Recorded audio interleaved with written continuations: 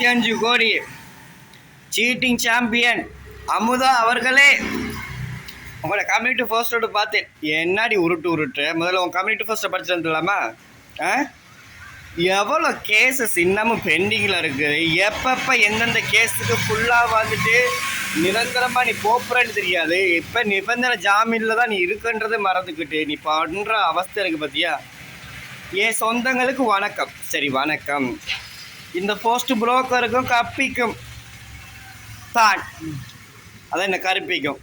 ஏண்டி அதை என்ன புரோக்கர் கருப்பி, சரி கருப்பிக்கும் தான் அதை கிளியராக சொல்லேன். அதாவது சிக்கந்தர் ஷா என்ற சிக்கந்தருக்கும் அப்புறம்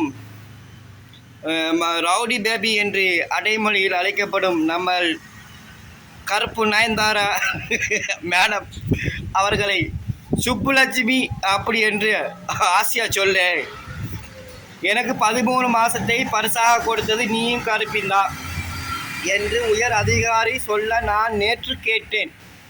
அதாவது எனக்கு 13 மாதத்தை பரிசாக கொடுத்த, அதை நீ நேராக சொல்லலை. ஏதோ 13 மாதத்தை குண்டாசா உனக்கு சிக்கந்தர் ஷாவும் கருப்பியும் உனக்கு கொடுத்தாங்கன்னு நீ சொல்லாமல், அது எங்கே இதில் குண்டாஸ்ன்ற வார்த்தையை பயன்படுத்தினா நம்மளை கேஸில் வந்து மாட்டிப்போமோன்ற அந்த பயம் இருக்குல்ல. நீ என்ன சொல்ல வர?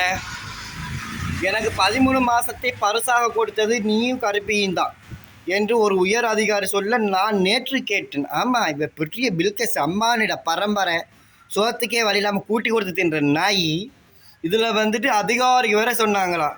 எப்படி 13 மாதத்தை, அதாவது 13 மாதமும் சிக்காவும் சூர்யாவும் தான் உன்னைய வந்துட்டு திவ்யா கிட்ட போக சொன்னது, திவ்யாவில் பேச சொன்னது, திவ்யா கிட்ட போய்ட்டு பிளான் பண்ணி அந்த குழந்தைகள் வந்துட்டு இப்படி வீடியோ எடுத்துங்க செய்யுங்கன்னு சொல்லி சொன்னது. இதெல்லாம் இப்போ உங்கள்கிட்ட ஆதாரம் இல்லாமல் இருக்கலாம். என்கிட்ட ஆதாரம் இருக்குது. ஏன்னா நீ அந்த சம்பவங்கள் பண்ணும்போது நான் டைரெக்டாக சென்னை காவல்துறை அதிகாரிகளுக்கும் ஸ்ரீவல்லிபுத்தூர் காவல்துறை அதிகாரிகளுக்கும் நான் இந்த இன்ஃபர்மேஷனை கொடுக்குறேன். இந்த மாதிரி 2 குழந்தைகள் திவ்யாவில் பாதிக்கப்பட்டிருக்காங்கன்னு சொல்லி இந்த சமூக ஆர்வலன்ற போர்வையில் இருக்கக்கூடிய இந்த யார் மக்கள் பார்வை அமுதா அப்படின்னு சொல்லக்கூடிய ஒரு நபர் வந்துட்டு இந்த குழந்தைகளை மீட்டெடுத்துருக்குறாங்க. அவங்க மெடிக்கல் டெஸ்ட்டு கொண்டு போயிருக்காங்களா? இதை கண்டிப்பாக வந்து இந்த மெடிக்கல் டெஸ்ட் இந்த குழந்தைகளுக்கு எடுக்கப்பட்டதான்னு கேளுங்கன்னு சொல்லி நான் அப்போவே லைவ்லேயே வச்சு கால் பண்ணி இன்ஃபார்ம் பண்ணேன். சரியா?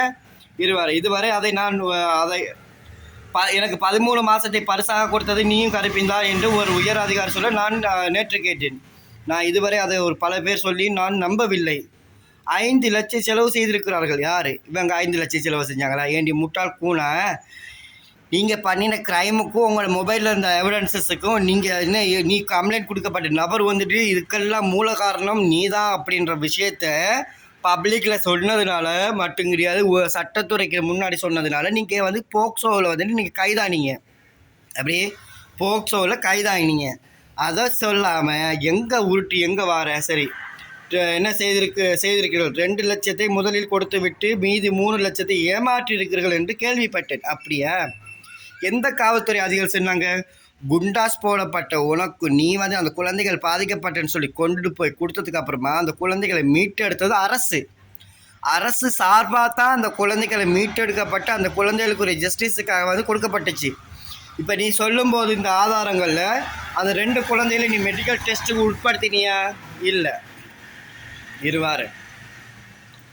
ஸோ 3 லட்சத்தை ஏமாற்றிருக்கிறீர்கள் என்று கேள்விப்பட்டேன். இங்கே நான் பகிரங்கமாக ஒரு விஷயத்தை சொல்லிக்கிறேன்.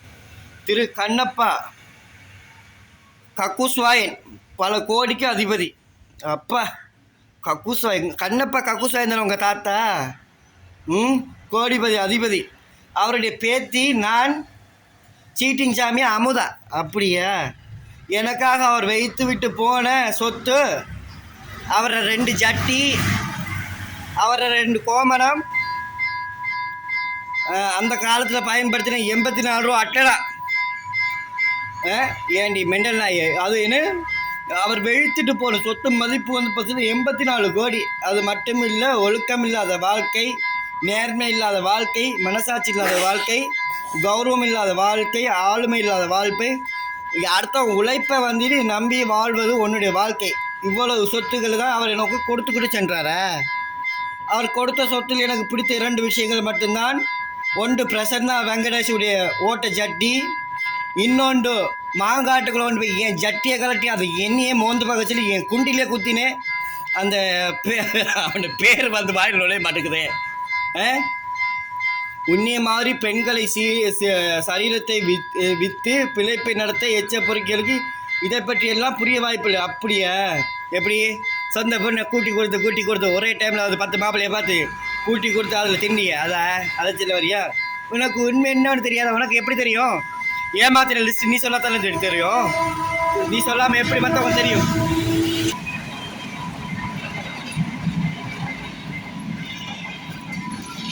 நீ சொல்லாம மற்றவங்களுக்கு எப்படி தெரியும்? உழைப்பு என்னவென்று தெரியுமா? எந்த உழைப்பு? யாரையுமே ஏமாற்றி பிழைச்சி தின்ற அந்த உழைப்ப, இல்லை கூட்டி கொடுத்துன்றமா அந்த உழைப்ப, இல்லை என்ன ஆக்சிஸ் பேங்க்குக்கு வந்துட்டு என்ன இன்விடேஷனுக்கு கூப்பிட்டான்னு சொல்லி நீங்களா வாண்டாட்ட போயிட்டு துறப்புலாவில் போயிட்டு ஹலோ மெதா அஷோஷோஸ்ன்னு பேசுறீங்க. அதை ஏண்டி உன்னை கண்ணாடியில் பார், முதல்ல உன்னை கண்ணாடியில் பாரு. கப்பிக்கும் ஓடுகாலிக்கும் உள்ள தங்கச்சலுக்கு விளக்கு பிடித்தே உனக்கு பூனை விழுந்து விட்டதுடா. அப்படியா? எப்படி? குமரேஷனுக்கு அதை குமரேஷன் கடையில் என்ன காசு விட்டுக்கல, மூத்த புருஷனை போட்டு தள்ளி 2வது புருஷன் ஓடி போயிட்டான்.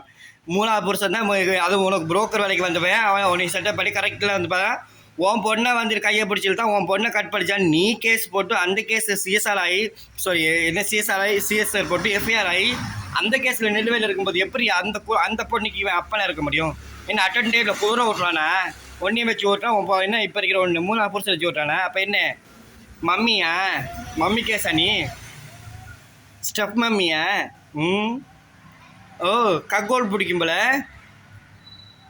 உனக்கு தெரியல. கஸ்டமர் ரூம் என் பொண்ணுக்கு கஸ்டமரை ரூமில் விட்டுட்டு வெளியில் டோக்கனை போட்டு நானும் பிரசன்னாவும் நக்கிக்கிட்டு இருப்போம். அப்படியா?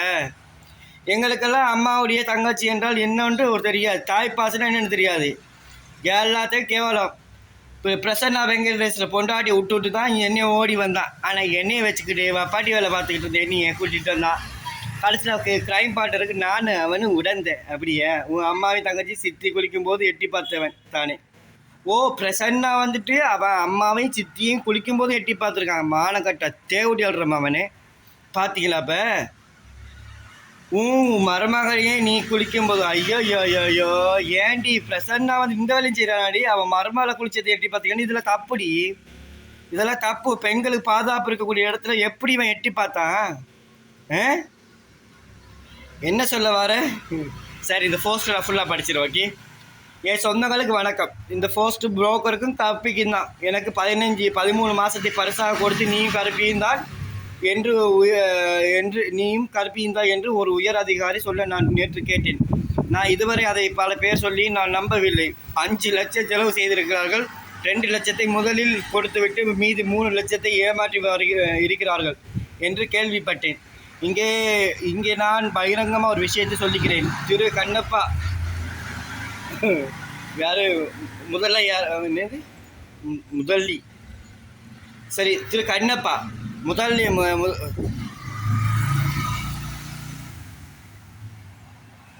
சரி, திரு கண்ணப்பா பல கோடிகளுக்கு அதிபதி. யாரு?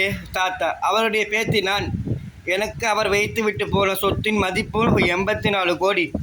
அது மட்டுமில்லை, ஒழுக்கம், நேர்மை, மனசாட்சி, கர்வம், ஆளுமை, உழைப்பை நம்பி வாழ்வது. இவ்வளவு சொத்துக்களை எனக்கு அவர் கொடுத்து விட்டு சென்றார். அவர் கொடுத்த சொத்தில் எனக்கு பிடித்த 2 விஷயங்களை மட்டும் நான் எடுத்துக்கொண்டேன். அதுதான் நேர்மையும் கலந்த ஆளுமை. உன்னே மாதிரி பெண்களை சரீரத்தை விற்று பிழைப்பு நடத்தி எச்ச பொறுக்கிகளுக்கு இது பற்றியெல்லாம் புரிய வாய்ப்பில்லை. உனக்கு உண்மை என்றால் என்னவென்று தெரியுமா? நேர்மை என்றால் என்னவென்று தெரியுமா? உழைப்பு என்றால் என்னவென்று தெரியுமா? மேடம், உழைப்பை பற்றி தெரியுது. பார்த்தீங்களா? உன்னை கண்ணாடியில் பார். கருப்பிக்கும் ஓடுகாலிக்கும் உன் தங்கச்சிகளுக்கும் விளக்கு பிடித்து உனக்கு கூனி விழுந்து விட்டது. கூணுக்கிடவா? உனக்கு இதெல்லாம் புரியாது. உண்மை, நேர்மை, உழைப்பு இதை பற்றி உனக்கு தெரியாது. உனக்கு தெரிந்ததெல்லாம் கஸ்டமர் ரூமு காரான் அடிக்கிறது, இதுதான் உனக்கு தெரியும். எங்களுக்கெல்லாம் அம்மாவுடைய தங்கச்சி என்றால் அவள் எனக்கு தாய், மருமகள் என்றால் மகள். என் மனைவி உன் மேலே வைத்த குற்றச்சாட்டு, உன் மனைவி உன் மேல் வைத்த குற்றச்சாட்டு. நீ உன் அம்மாவின் தங்கச்சி சித்தி குளிக்கும்போது எட்டி பார்த்தவன் தானே. உன் மருமகளையே நீயே குளிக்கும்போது எட்டி பார்த்தவன் தானே. அதனால தானே உன் மகன் உன்னை செருப்பால் அடித்து வாயை உடைத்து வாயிலிருந்து ரத்தம் வடிய வீட்டை விட்டு கதறி அடித்து கருப்பியை போய் கருப்பிட்ட போய் கதறினேன். காட்டுராசா போக்சோவில் கைதாயினோ போதும் அந்த செய்தியை கேட்ட உடனே கருப்பி மேல் மோகம் வந்து அப்பொழுது அந்த துக்கத்தை தாங்க முடியாமல் கருப்பியை படுக்க இழுத்து வந்தானே. இது கருப்பி கொடுத்த வாக்குமூலம். இப்படிப்பட்ட காம கூணுக்குள்ளவன் நீ. பல்லெல்லாம் கொட்டி பல்லு செட்டு வச்சு, ஆஹா அக்காவுக்கு மட்டும் பல் அப்படியே இருக்குது பாருங்க. பல்லு செட்டு வச்சு உனக்கு ஆசையை மட்டும் அடங்கலை. ஆமாம், ஆசை அடக்கிறது தான் ஹெச்ஐ ப்ராஜெக்ட்ஸில் காண்டம் வாங்கி குமிக்க பிறந்தாங்க. வீடு முழுக்க குமிச்சு சிக்கந்தருக்கு போட்டு ட்ரையல் பண்ணுங்க பிறந்தாங்க மேடம். அடங்கலை. அதனால தான் 5 ரூபாய்க்கு கூட அரிப்படுத்து போய் சுடுகாட்டில் வாய் வேலை பார்த்து கருப்பிக்கு உனக்கு 10 பொருத்தமும் பக்கவாக ஒத்து போய்விட்டது. நீங்கள் விபச்சார தொழில் செய்தீர்கள், அதை பற்றி எங்களுக்கு கவலை இல்லை. ஆனால் பெண்களை கடத்தி வெளிநாட்டில் கொண்டு சென்று விபச்சார ஏஜென்ட்களுக்கு விற்கிறீர்கள். அப்பாவி பெண்களை அவுத்து காட்ட சொல்லி வாட்ஸ்அப்பில் ஃபோட்டோ வாங்கி வைத்து கொண்டு அதை காட்டி மிரட்டி விபச்சார ஏஜென்ட்களிடம் கூட்டி கொடுத்தீர்கள். இதை எதிர்த்து கேட்டு வந்த என்னை போல பல பேரை பொய் கேஸ் போட்டு மிரட்டியும் அவர்களை ஓடச் செய்தீர்கள். எனக்காக 5 லட்சம் செலவு செய்தீர்களாமே. கேள்விப்பட்டேன் ஒரு அதிகாரி சொல்ல. எப்படி? இந்த போக்சோ கேஸில் நீ போகும்போது பச்சை குழந்தைகளை வச்சு விபச்சாரம் செஞ்சு அந்த பச்சை குழந்தைகளை வந்துட்டு பாலியல் செஞ்சு அவங்கள வந்துட்டு வீடியோ எடுத்து அதை மிரட்டி பணம் வாங்கி இன்னமும் இந்த கிரிமினல் வேலை பண்ணுறதுக்காக ஏன்னா இந்தியாவுடைய சைபர் கிரைம் வந்துட்டு உங்களை கொண்டு போனதுக்கு இவங்க எங்கேருந்து வந்தாங்க. அப்போ இந்த பிரேமுக்குள்ளே இவங்கெல்லாம் வந்துட்டு இன்வெஸ்டிகேஷனுக்குள்ளே வந்திருக்கணுமே. எங்கடி போகிற, யாரடி உருட்டுற, பேரை சொல்லி போட. இந்த குண்டாஸ் கேஸ், ஆமாம் இந்த வந்துட்டு ஸ்ரீவல்லிபுத்தூர் கேஸில் வந்து திவ்யா கள்ளச்சியோட சேர்ந்து அரெஸ்ட் ஆன இந்த கேசஸுக்கு ரவுடி பேபி என்ற அடைமொழி வச்சுட்டு இருக்கக்கூடிய சுப்புலட்சுமி அவர்களும் மதுரை சார்ந்த மார்க்கெட் ரவுடி சிக்கந்தர் ஷா அவர்களும் சேர்ந்து 5 லட்சம் கொடுத்து இந்த கேஸுக்கு பொய்யா கேஸ் போட்டு நீ கொண்டு போனாங்க. நீ சொல்லி ஒரு வீடியோ ஒன்று போட. நீ பேரை கூட சொல்லலை. அவங்க பேரை போன சொன்னால் அவங்களுக்கு மூத்திரம் போதில்ல. இந்த கேசஸ் வந்து ஸ்ரீவல்லிபுத்தூர் கேஸில் வந்து இந்த குழந்தைகளை வந்து வச்சு மார்பிங் பண்ணது, குழந்தைகளை வச்சு வீடியோ எடுத்தது, 13 வயசு குழந்தையும் 16 வயசு குழந்தையும் செக்ஷுவலி அப்யூஸ் பண்ணி அந்த குழந்தைகளுக்கு நீங்கள் வந்துட்டு செஞ்ச இந்த குற்றங்களுக்கு வந்துட்டு இதுக்கு உனக்கு சம்மந்தம் இல்லைன்னு நீ வந்துட்டு ஒரு வீடியோ ஒன்று போடுற. அடுத்த நிமிஷம் நீ ஜெயிலு. இருக்கிற கேஸ் எல்லாமே இன்னும் ஒரு கேஸு பாஸ் ஆகலை. அத்தனை கேசஸுமே இன்னும் இழுவையில் இருக்கக்கூடிய கேசஸ்லாம் வந்துடும். அப்புறம் இழுவை காக்க மாதிரி இழுத்துக்கு செத்துருவாடின்னு. இந்த அப்பாவி மகன் நீ ஏன் கொடைக்கானல் போகிற ரூம் போடுற, ஏன் கொடைக்கானல் போகிற ரூம் போடுறன்னு கேட்டு புலம்பை கொண்டிருக்கிறார்கள். புரோக்கருக்கு கருப்பிக்கு கூட்டாளிகள், அதாவது பண்ணி கூட்டங்கள் ஒரு விஷயம் சொல்ல கடமைப்பட்டிருக்கேன். கண்ணப்பா என்று அருமை பேச்சியான சீட்டிங் சாம்பியன் அமுதா ஒரு நல்ல விஷயத்தை சொல்லி கொடுத்து விட்டு சென்றார். என்னவென்றால், எந்த ஒரு வேலையை எடுத்தாலும் துளியும் சிந்தாமல் முடித்து கட்டி விட்டு தான் உட்கார வேண்டும் என்று சொல்லாமல் செய்வேன். எங்கே இருக்கிற கேஸுக்கு தூக்கி போட்டு இன்னும் மேய்ச்சி குண்டி அடிப்பானுங்க.